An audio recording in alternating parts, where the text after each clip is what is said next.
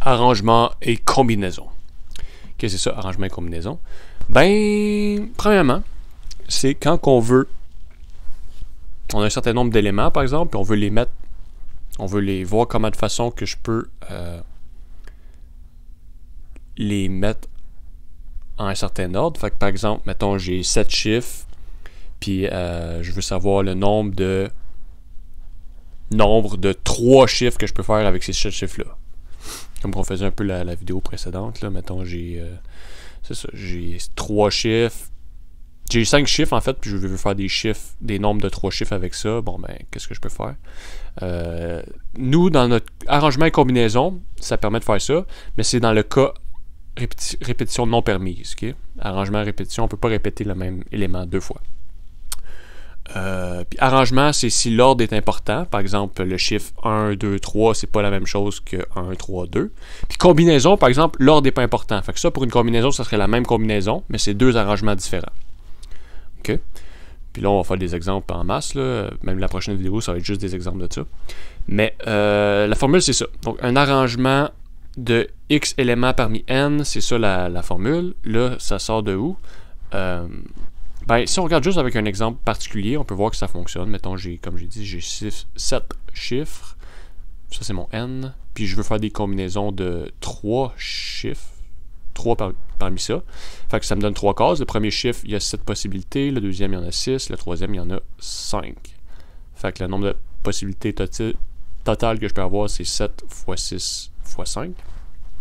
Là, si je rentre ça dans la formule, bon ben, si je mets 7, un arrangement de 3 parmi 7, comme ça qu'on dit ça, ça donne 7 factoriel sur 7 moins 3 factoriel, qui me donne 7 factoriel sur 4 factoriel, qui me donne 7 fois 6 fois 5 fois 4 factoriel sur 4 factoriel, avec les propriétés. Je simplifie ça, puis ça me donne exactement, en fait, ça ici. Fait que ça fonctionne. OK? Puis, si je fais une combinaison maintenant, ben là, l'ordre n'est pas important. OK? Fait que le nombre 1, 2, 3, ça serait la même chose que 1, 3, 2, ça serait la même chose que 3, 2, 1.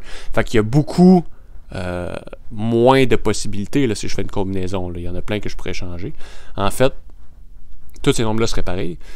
Qu'est-ce qui se passe? Ben, il faut, en fait, diviser par le nombre de fois que je peux permuter, que je peux changer ces éléments-là ensemble, puis je peux les changer le 3 fois 2 fois 1. C'est le nombre de fois que je peux les permuter ensemble. Fait qu'en fait, pour la formule, il faut rajouter ça ici pour combinaison. OK? Ça, c'est juste pour dire un peu là, une idée de où est-ce que c'est pas juste des formules qui sortent de nulle part. Il y a comme une logique derrière ces formules-là. C'est pas obligé de la comprendre, là, mais je vais juste pas donner une formule comme ça. Fait que c'est ça, combinaison, on a un x factoriel de plus, c'est la même chose. Donc ça, c'est si l'ordre est pas important. Puis on note comme ça. Il y a deux notations différentes. Soit ça ici, ou en parenthèse comme ça ici, les deux, ça veut dire une combinaison. Donc des fois, on rencontre un ou l'autre dans la vie de tous les jours. Je vais faire attention, parce que le n est en bas. Wow! Le n, donc le plus gros nombre est en bas, puis le plus petit est en haut. Puis ici, le plus petit est en bas, le plus gros est en haut. X, c'est ça. X est toujours plus petit ou égal à n. Je ne l'ai pas dit, mais le nombre... Je ne veux pas dire... je veux à partir de 10...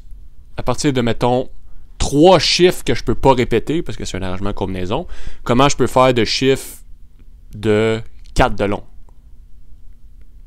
Ben, ça fait pas de sens, là. J'ai juste 3 chiffres que je peux pas répéter. Je peux pas faire un chiffre de 4 de long, là. Fait qu'il faut qu'on ait ça ici. Que x soit entre 0 et n. OK? Puis, voilà. Ça aussi, dans la calculatrice, on peut faire ces trucs-là, combinaison, arrangement, si vous avez une calculatrice scientifique. Ouais. Mais nous, on s'en fout, parce que on fait tout ça à main, parce qu'on adore les mathématiques. OK?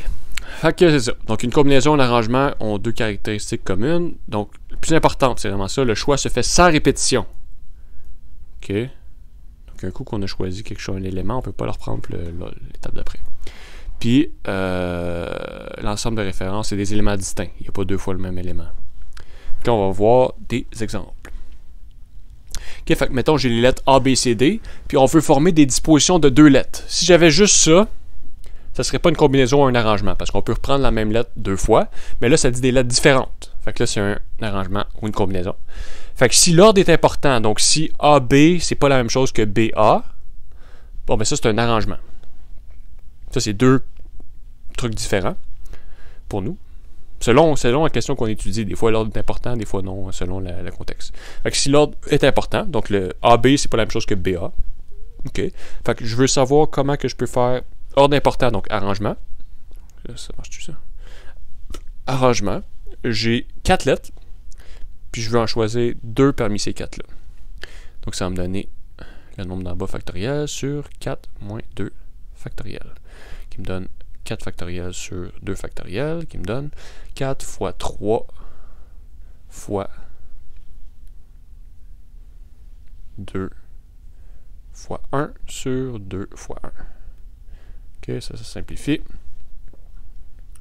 Ça me donne 12. 4 fois 3. 12.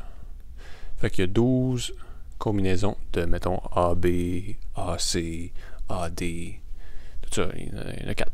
Il y en a 12 en tout. Maintenant, si on peut, l'ordre n'est pas important. Fait que j'aille BA ou AB, pour moi, c'est le même élément. Bon, ben là, il faut juste diviser par 2 factoriel ici, right? Avec la formule, c'est ça qui est différent entre les formules. Il y a une division par x de plus. Ça va être exactement la même affaire, mais divisé par 2 factoriel. 2 factoriel, c'est 2 fois 1, donc c'est 2. Finalement, on va obtenir 12 divisé en 2. Okay. Donc, l'ordre n'est pas important, ça veut dire que c'est une combinaison. 2 façons de l'écrire, je rappelle, soit de même, soit de même. On n'est pas obligé d'écrire les deux, c'est juste pour dire les 2 façons de l'écrire que je dis ça. OK? Donc, ça, c'est 4 factoriel sur 2 factoriel sur 4 moins 2 factoriel, qui me donne 4 factoriel sur 2 factoriel fois 2 factoriel, qui me donne 4 fois 3 fois 2 fois 1 en haut, puis 2 fois 1 fois 2 fois 1. Donc, finalement, on obtient quoi? Comme tantôt, plaque, 12 sur 2. Je peux simplifier ici, puis ici. Fait que j'obtiens 6. OK. Voilà. Autre exemple. Combien y a-t-il d'arrivées possibles pour les 3 gagnants d'une course de chevaux? Donc là, il n'y a pas comme. C'est pas tout donné tout cru dans le bec comme l'autre numéro d'avant. Faut faire un choix. Là, est-ce que l'ordre est important? Ben oui. Parce qu'arriver premier, deuxième ou troisième, c'est pas juste les 3 gagnants, c'est les 3 gagnants. Tout le monde est des gagnants ici. Merci d'avoir participé. Oh ouais, on s'aime tous. C'est pas de même que ça marche. Course de chevaux, le premier, il gagne 100 000. Le deuxième, il gagne 1000.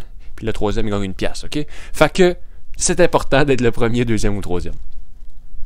Donc, si l'ordre est important, qu'est-ce que ça veut dire? Ça veut dire qu'on fait un arrangement. Donc là, ici, il y a 10 chevaux au total. Là, c'est bien que les éléments ne peuvent pas se répéter. Je veux dire, un chevaux ne peut pas finir en troisième puis en deuxième en même temps. Non. Fait que c'était bien un arrangement ou une combinaison. Là, vu que l'ordre est important, c'est un arrangement.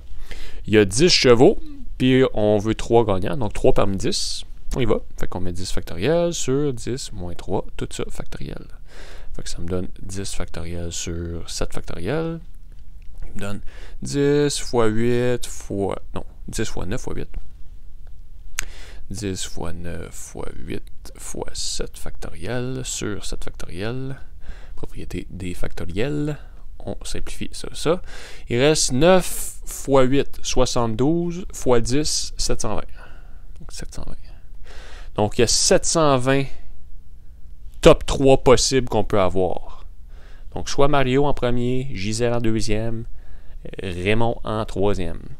Soit Hubert, en tout cas, s'il y a 10 participants, il y a 720 classements de 1, 2, 3 qu'on peut avoir. 720 placements possibles. C'est impressionnant. Donc, prochaine vidéo, je vais faire plus d'exemples, mais là, pas que ce soit trop long. On arrête ça là.